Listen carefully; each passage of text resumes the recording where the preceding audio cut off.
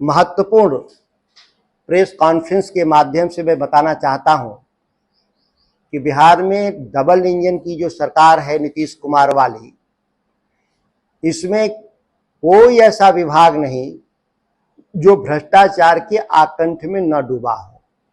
उसी कड़ी में आज ग्रामीण कार्य विभाग के बारे में बताना चाहता हूं, खुलासा करना चाहता हूं कि जिसके जिम्मे बिहार में ग्रामीण सड़कों के निर्माण की जिम्मेदारी है और बिहार के भीतर चुनावी साल होने के नाते, चुनावी साल होने के चलते इस विभाग का जो बजट है वह 3 से 4 गुना बढ़ा दिया गया है। तकरीबन इस वर्ष 20,000 करोड़ रुपए खर्च किए जा रहे हैं बिहार राज्य के ग्रामीण सड़कों के निर्माण, उन्नयन, रखरखाव के लिए। सबसे आश्चर्यजनक बात यह है कि यह 20,000 करोड़ रुपए की परियोजनाओं में जिस तरीके से भ्रष्टाचार को डिजाइन किया गया है संस्थागत रूप से, 10,000 करोड़ से ज्यादा रकम राजनेताओं, प्रधान सचिव दीपक सिंह, अभियंता प्रमुख भागवत राम सहित बिहार के निचले अधिकारियों और ठेकेदारों द्वारा 10,000 करोड़ रुपए लूट लिए जाएंगे, जिसका मैं साक्ष्य के साथ इस बात को रखना चाहता हूं कि किस तरीके से इन लोगों ने जो तैयार किया है लूट का तंत्र, उसको हम संक्षेप में बताना चाहते हैं। बिहार में जो ग्रामीण सड़कों का निर्माण या रखरखाव हो रहा था, तो यह परियोजना के आधार पे होता था, एक यूनिट के आधार पे होता था कि किसी गांव में एक सड़क बनानी हो तो एक यूनिट माना जाता था और उस यूनिट के आधार पे टेंडर निकाला जाता था। लोग चूंकि जो छोटे ठेकेदार इस काम में न आ सकें, बड़े ठेकेदार आए, इसलिए वह सभी छोटे छोटे सड़कों को मर्ज करके उन परियोजनाओं की लागत को 20 से 25 करोड़ रुपया प्रति इकाई कर दिया गया, जिसके चलते जो छोटे ठेकेदार थे इस कंपटीशन से बाहर हो गए। दूसरी बात, जब 20 से 25 करोड़ की परियोजनाओं में टेंडर डालने की बारी आई, उसमें फर्जी अनुभव, एनुअल टर्नओवर जो उसका सबसे जरूरी तत्व है, एनुअल टर्नओवर फर्जी तरीके से संवेदकों के द्वारा, ठेकेदारों के द्वारा लगाया जा रहा है पूरे बिहार में। यह अभियंता प्रमुख, सहायक अभियंता, कनीय अभियंता, कार्यपालक अभियंता,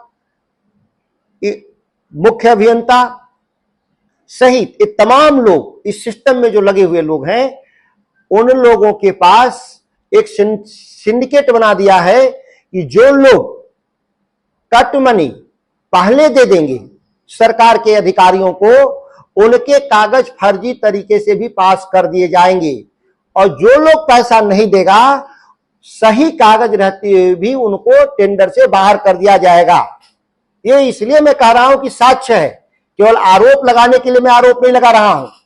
और इस मामले में एक उदाहरण के साथ मैं बताना चाहता हूं कि VS कंस्ट्रक्शन सड़क निर्माण के लिए भभुआ में एक रोड के लिए एक ग्रुप ऑफ रोड के लिए उन्होंने डाला, जिनका एनुअल टर्नओवर मात्र 54 करोड़ और 54 लाख और 66 लाख रुपए था 2 साल में।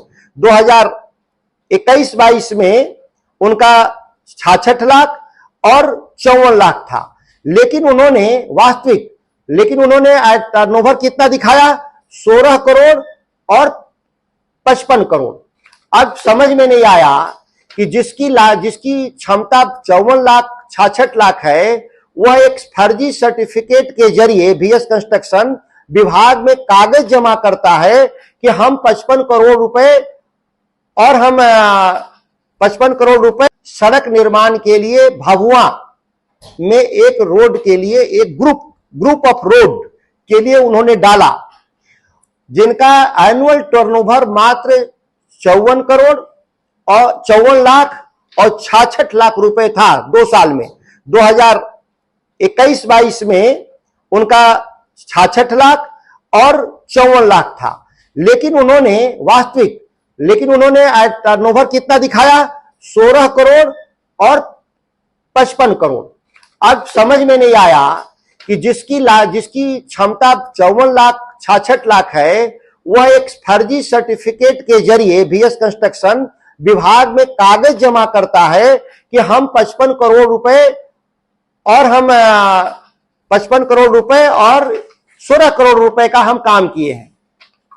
जबकि यह टर्नओवर का जांचने का एक ही तरीका है कि उन्होंने जीएसटी कितना भरा।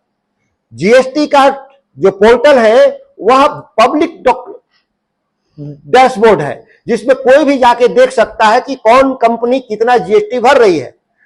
जब विभाग के पदाधिकारी कार्यपालक अभियंता के सामने जब साक्ष्य था सरकार का, तो एक लिखित दस्तावेज जो फर्जी था उसके आधार पर उन्होंने टेंडर पास करने का काम किया।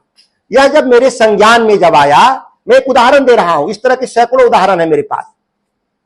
मैंने इसकी जांच के लिए 9 अप्रैल को प्रधान सचिव दीपक सिंह को मैंने दिया कि इसकी जांच की जाए, ये फर्जीवाड़ा पूरे बिहार में हो रहा है। दीपक सिंह ने अभियंता प्रमुख भागवत राम को दिया। भागवत राम उसी कार्यपालक अभियंता के यहां जांच के लिए भेजा जो टेंडर किया था। जांच के बाद वही कार्यपालक अभियंता साक्ष्य सहित बताता है कि जो एनुअल टर्नओवर कंपनी के लिए दिया गया है, जिसको पहले सही कहा था, उसको कह रहा है कि गलत हुआ है। अपनी गलती स्वीकार कर लेता है कार्यपालक अभियंता जांच में, दोबारा जांच में। लेकिन अभियंता प्रमुख संतुष्ट नहीं होते उसके जांच से, क्योंकि वो पहले ही से तय था कि उस ठेकेदार को काम देना है। ये पहले ही ये लोग 5 से 10% योजनाओं में तय कर लिए हैं। जो जमा कर रहा है उनके लिए नियमों को कैसे तोड़ा जा रहा है। अभियंता प्रमुख ने दोबारा जांच का आदेश सुपरिटेंडिंग इंजीनियर को देता है। सुपरिटेंडिंग इंजीनियर को आदेश देता है इस आलोक में कि उसी सीओ जो फर्जी सर्टिफिकेट सीओ दिया है उसी से जांच कराया जाता है। तो कोई भी व्यक्ति जो फर्जी कागज बनाएगा, वह व्यक्ति कैसे कहेगा कि हम गलत बनाएंगे। तो वही चार्टर्ड अकाउंटेंट कहता है कि नहीं, कागज मेरा सही है और सरकार में जो कागज जमा है उसके बारे में मुझे कुछ नहीं कहना। तो सरकार के द्वारा जो कागज है उसको नहीं मानना और एक चार्टर्ड अकाउंटेंट के कागज के आधार पे उस कंपनी को काम देना, यह एक कार्टेल साबित करता है कि इसमें प्रधान सचिव, अभियंता प्रमुख, मुख्य अभियंता, सुपरिटेंडिंग इंजीनियर, कार्यपालक अभियंता, यह पूरी चौकड़ी है डिपार्टमेंट के भीतर, वह सभी लोग मिलकर के हिस्सा बांट रहे हैं। जो खुलेआम इस बिहार में 10,000 करोड़ से कम की लूट नहीं होगी, इसका पूरा प्रमाण सहित। और इस तरह के दर्जनों नहीं सैकड़ों मामले बिहार में हैं। केवल मैं बीएस कंस्ट्रक्शन का एक उदाहरण मैंने दिया और इसमें बकायदा आपको साक्ष्य सहित मैं दिया हूं कि किस साल में उनका कितना जीएसटी जमा है।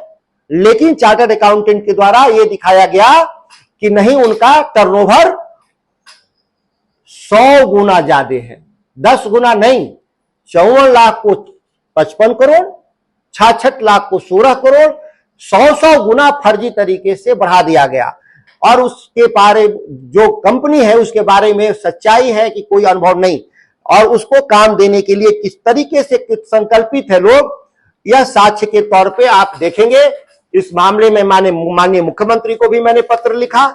इसकी जांच कहां तक है ये समझ